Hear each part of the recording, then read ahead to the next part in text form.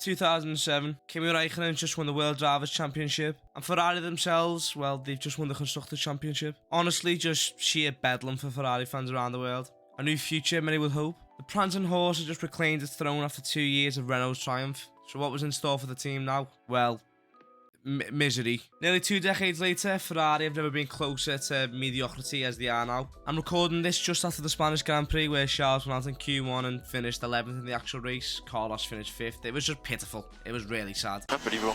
This season's been nothing short of a shit show for Ferrari, let's be honest. I didn't think it was possible to go backwards from Hungary in 2022, but it definitely has. Yeah.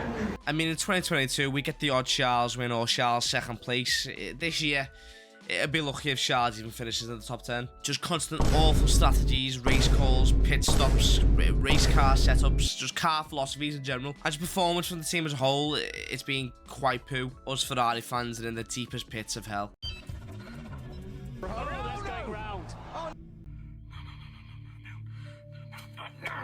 But where does the problem lie with Ferrari, and is it likely to change in the future? Honestly, at this point there's no clear answer. But today I'm going to try my best to have a look at what's going wrong with Ferrari, and a quick spoiler, there's quite a lot. I mean, last year the biggest problem with Ferrari was the reliability, and to be honest, the reliability this year has been quite a bit better. Of course, if you don't count Bahrain.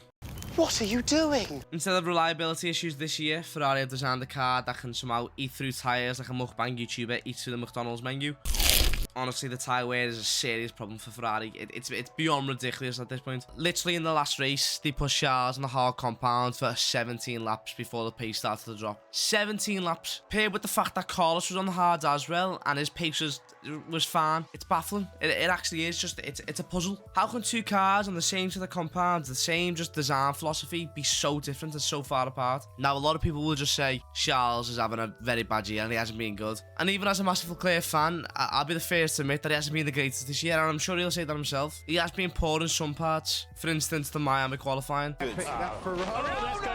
That was his fault, of course. Just decided to go for a spin. However, even though Charles has made some mistakes this year and he's been a bit off performance-wise, he's being failed by the team and the car, let's be honest. He's always going to come out and take responsibility and say it's his fault. But if you just look at some of the stuff he's had to go through this year, I'm going to read some out now. We had the engine failure in Bahrain, the 10th place grid penalty in Jeddah. There was no race pace after putting his car on pole in Baku twice. At Monaco, there was no indication from any of his race engineers that he was going to impede Lando, and of course, he got a 3-grid penalty because of it. And the car they give him in Spain was just terrible. That is a lot to go through. Like, he'll be going grey soon. We're still so early in the season too, so that's only going to grow if Ferrari don't get the shit together. Charles is a real talent.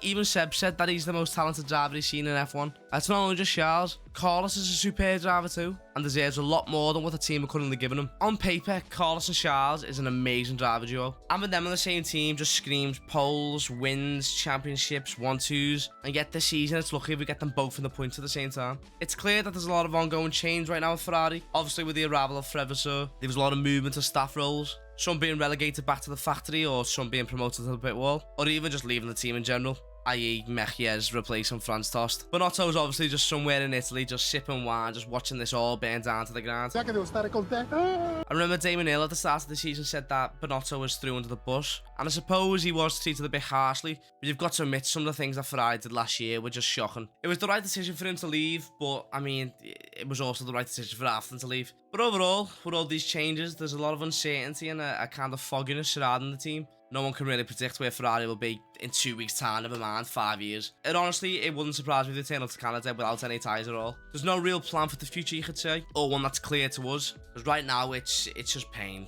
and more pain. Obviously, all these changes were to be expected with Fred coming. A sort of clear out, if you will. A new model, a new organisation. But so far, it's just not working out. And I'm by no means saying that this is Fred's fault. It's much deeper rooted. It's not Fred's fault at all. You know, of course, Fred's not really had a say in this year's car. That was last year's team. We'll have to wait until next year to see what Fred can do with the car and maybe make it competitive again. Or, you know, just being a bit faster than the Alfa Romeos or AlphaTauris. I'm not asking for much, Ferrari. I'm not asking for much. It is kind of worrying right now, though, that a team like Aston Martin have come from the back and just leapfrog Ferrari, both for performance and for a future plan. Aston Martin are getting great results this season and are still planning for the future, obviously with the new factory and the new Honda engine deal in 2026. They've really just blew Ferrari out the water this season. I guess you could say that Aston Martin have leapfrogged Mercedes and Alpine as well. But Mercedes and Alpine are both in a well better position than Ferrari at the minute. Mercedes finally caved in and added side pods to the car, and now they're getting, you know, really good race results. They were faster than the Aston Martins at Spain, whereas Ferrari were like a fucking turtle. I mean, Charles literally asked for one set of tyres and got given a different set. He just got told to shush. You can't tell me that's based on performance of the car, that's just daft. The team clearly has just some bad communication problems. Fair highlight to the Monaco when the race engineers got the full brunt of Carlos's wrath, and honestly, rightly so. They pitted them multiple times this year for a strange strategy that is just fucked up his race. In Monaco, they pitted him straight after he set a purple sector just so he could defend against Hamilton from assuming Charles. And when you're coming out and saying Ferrari has no number one driver, but then you're doing that,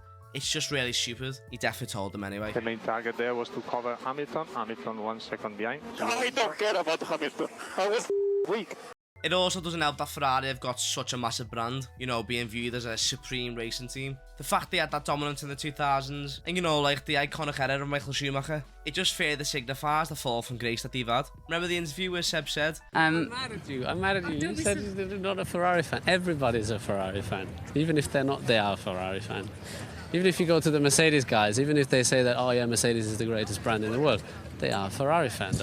Ferrari as a brand, they're massive, or gargantuan even. Yet right now, that's all they're clinging on to. The history, the persona. Ferrari are one of the biggest teams in F1 history, if not the biggest, boasting 16 constructor championships, the most out of any team. Going all the way back to the days of Niki Lauda, Jody Scheckter. They deserve to be at the forefront of Formula 1. They should be competing, battling for wins and championships, not being stuck at the bottom half of the grid in races, battling the Alpines and the Alphas while being lapped by race leaders. So where do Ferrari improve? Right now, the only honest answer is upgrades. Both drivers and even key staff like Fred have admitted that the Mars are miles away from Red Bull. And the only way they're going to get anywhere near Red Bull is just by introducing good upgrades. You know, let's say they do bring a new upgrade to a certain race later down the line, and it improves the pace by a considerable distance. That'll give the drivers a lot more confidence to go off. And as we all know, good confidence means better performances. And obviously, better performances and results bring a better atmosphere to the team, which is absolutely key for Ferrari right now, because the atmosphere and stigma around that team, it's in the mud.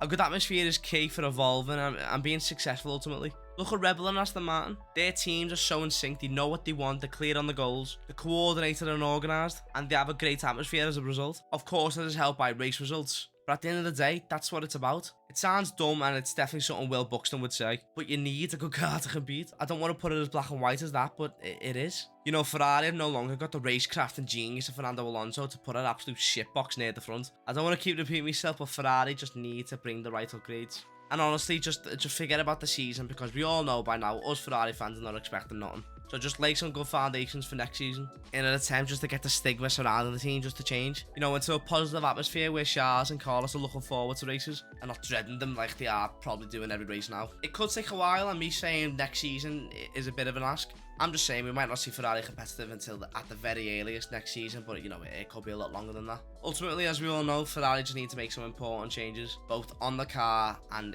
in the background. Otherwise, they've got a very good chance of sharing the same fate as McLaren. I know that's kind of ironic to say, seeing that Ferrari haven't won a Constructors in over 15 years, but McLaren are in the depths at this point. Well, actually, after Spain, they were a lot better, but compared to where they were 15 years ago, it's really bad. And Ferrari aren't far away from that level. I do have full faith that Ferrari will pull it back and, you know, turn around and once again challenge in the future. I mean, it was just last season that we saw them actually challenging for the title. Before it was bad strategy and it just got away from us. So we can do it, we know it's not impossible. We're just in a very bad patch at the minute, and it could get into a bigger problem if action isn't taken now. So when will Ferrari challenge again? I've got no clue. I'd love to see Carlos and Charles fighting for P1 and P2 in Canada, but I've got a bigger chance of magically learning to fly out of nowhere. What do you think anyway? What's the problem at Ferrari, and how can they change it? Let me know in the comments below. I hope you enjoyed this video. Leave a like if you did, and remember to subscribe, and if you're feeling extra nice, you can share it to a friend. It'll really mean the world to me. But nevertheless, let's stop dwelling on Ferrari and let's look forward to Canada, or try to anyway. But until then, have fun and stay safe, and just pray for Carlos and Charles.